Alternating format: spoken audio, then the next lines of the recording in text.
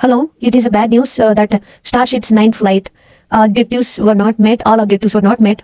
Okay, getting into the details. Starship's ninth flight test lifted off at 6 p.m. Central Time on Tuesday, May 27th from Starbase, Texas. The Super Heavy booster supporting the mission made the first ever reflight in the Starship program, having previously launched on Starship's 7th flight test in January 2025. The booster performed a full duration ascent burn with all 33 of its Raptor engines and separated from Starship's upper stage in a hot staging maneuver.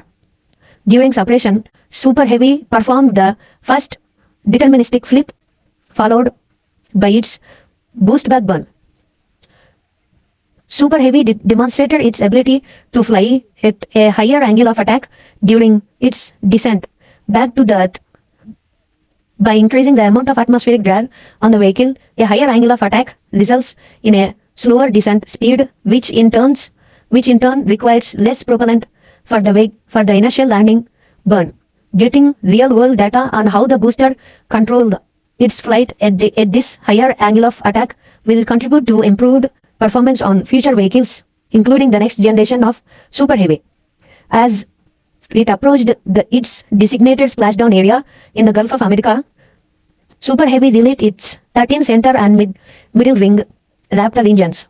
Contact with the booster was lost shortly after the start of landing burn when it experienced a Raptor unscheduled disassembly approximately 6 minutes after launch, bringing an end to the first reflight of a Super Heavy booster. Following a successful stage separation, the Starship upper stage lit all 6 of its Raptor engines and performed a full duration ascent burn.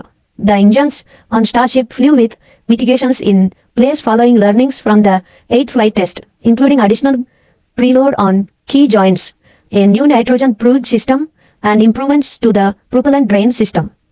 During Starship's orbital course, several in-space objectives were planned, including the first payload deployment of Starship and a relit of a single Raptor engine.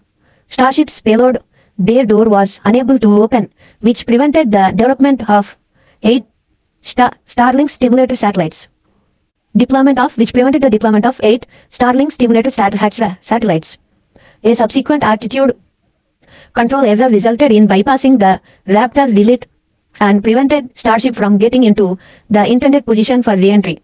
Starship then went through an automated safing process to vent the remaining pressure to place the vehicle in the safest condition for re-entry. Contact with Starship was lost approximately 46 minutes into the flight, with all debris expected to fall within the planned hazard area in the Indian Ocean. Starship's 9th flight test marked a major milestone for reuse, with the first flight proven Super Heavy booster launching from Starbase and once more returned Starship to space. Data review is underway, and new improvements will be implemented as work begins to prepare the next Starship and Super Heavy vehicles for flight. The developmental testing like this by definition is unpredictable, but every lesson learned marks progress towards Starship's goals of enabling life to become multiplanetary. Okay, you can have a look at the video. Have a nice day. Thank you. Here we go. We saw an issue with that quick disconnect to the ship. There is a chance that automation will kick us out again if we encounter the same issue, but for now the clock is rolling. We'll see if we pass around that T-minus 10 second mark.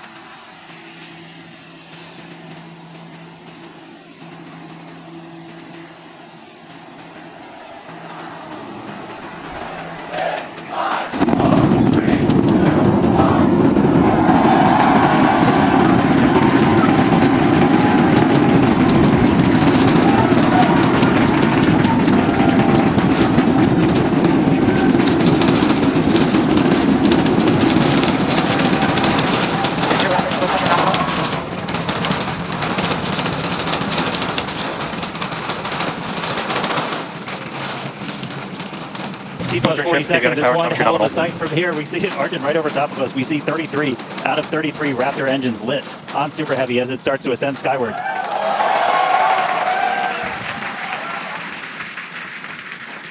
Coming up on maximum aerodynamic pressure, then only about a minute and a half until we get into hot staging. Wow, Dan, that was incredible. We could feel the building shaking here, feel the vehicle's power. Now we're just about a minute away from shutting down those engines on the booster. Again, this booster is flying for its second time today.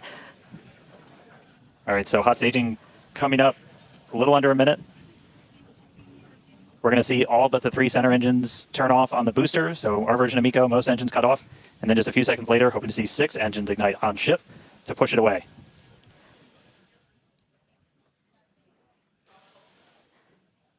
All right, hot staging, about 30 seconds.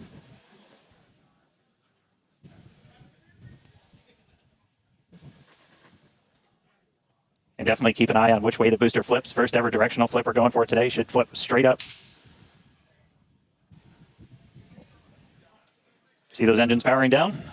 Booster engine cut off. Ship ignition. Stage separation. Incredible flip by Super Heavy Booster, and you can see those 6 engines, those 3 engines on the ship ignited. 6 healthy Raptors running on ship, on its way to space. Peek that engine view. Booster doing the boost back. Chris, how's it looking over there at Hawthorne, man? It is looking chamber pressure's nominal. It is looking absolutely incredible here in Hawthorne. As we said, 6 healthy engines on ship. We've got 13 out of 13 engines on the booster. Now down to those 3, which is what we expect in the final moments of the boost back burn. Now, as a reminder, we are not recovering the Super Heavy booster today. We are instead going to do some. Shutdown. And there we had a good shutdown of the boost back burn. Next up will be the jettison of that hot stage ring. Avionics power and telemetry nominal.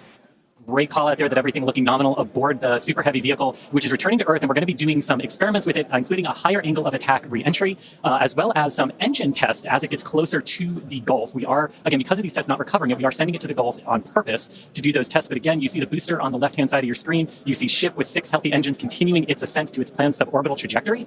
Everything going very well so far for Starship's 9th flight. Now 4 minutes, 15 seconds in. Great views from inside of the aft engine area of ship there, looking at those 3 sea level and 3 Raptor engines on the right-hand side of your screen. The booster doing its LOX dump, that liquid oxygen dump. So because we don't need some of that liquid oxygen propellant in its tanks, we vent that propellant out to lessen the booster's mass as it comes in for its landing. Just absolutely gorgeous views watching these 2 vehicles do their respective things in the skies over Texas here today. And Dan, we're approaching the 5-minute mark into the flight. Super Heavy is descending rapidly. What can we expect here in the next few minutes as it does its atmospheric tests?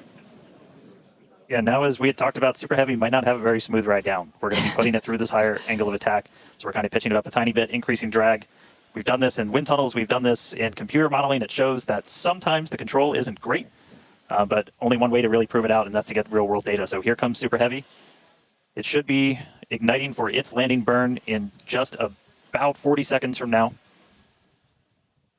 And we are going to relight 13 engines, then bring that down to 3 engines. As we talked about earlier, we will be intentionally shutting down. We will be shutting down one of those 3 center engines intentionally to push the limits of the Super Heavy booster. Ship Raptor, chamber pressure's nominal. And continuing to see 6 healthy engines on the ship, 3 sea level and 3 vacuum engines still ignited as the Super Heavy booster is making its way back down to Earth. We can see those grid fins doing some heavy work. Booster landing startup. Ignited for our landing burn.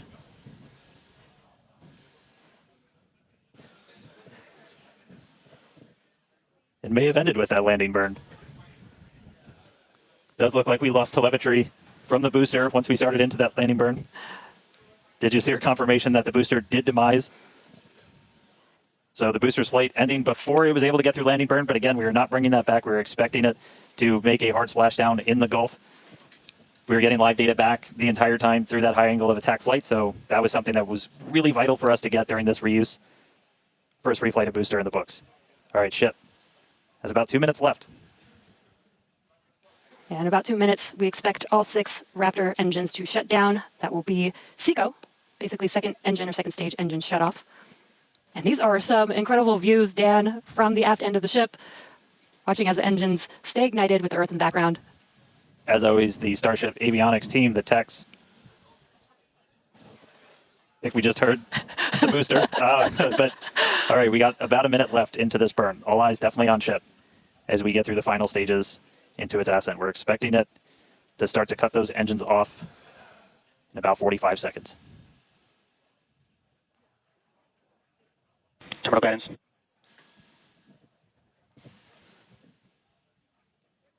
All right, just about 30 seconds to go. We're in terminal guidance in the final stages of this ascent burn. We did see shutdown of the Raptor engines. We do stagger these, so we do the Raptors first. Those 3 have shut down successfully. Sea level's still running. Ship engine cut off.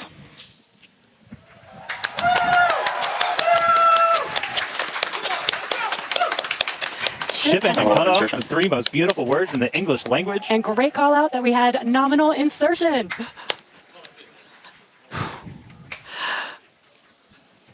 An incredible flight test so far today. We reflew a super heavy booster for the very first time in 9 test flights. Ship is in its orbital trajectory. Again, it's going to remain suborbital for its mission today.